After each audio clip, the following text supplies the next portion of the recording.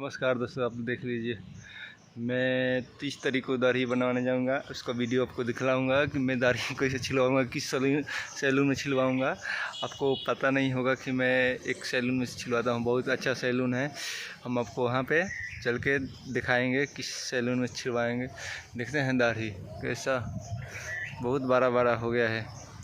एक अरमान था कि मैं 30 तारीख को छिलवाऊँगा, थोड़ा सा तो मैं नहीं बता सकता हूँ किस कारण से मैं दाढ़ी रखा हूँ। आपको मैं किस कारण से रखा हूँ, जो जानता है वो जानता है तो वो ठीक है, नहीं जानता है तो कोई बात नहीं है। मैं बताऊँगा किस वजह से एक थोड़ा का सा भाड़ा भगा हुआ है।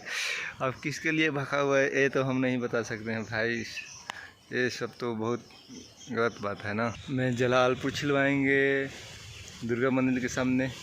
लाइक और शेयर जल्दी जल्दी कीजिए कि हम जल्दी जल्दी छिलवा ले दाढ़ी। आप लोग के सपोर्ट से लाइक और कमेंट कीजिएगा कि हमारा सब्सक्राइबर जल्दी पूरा हो जाए 2000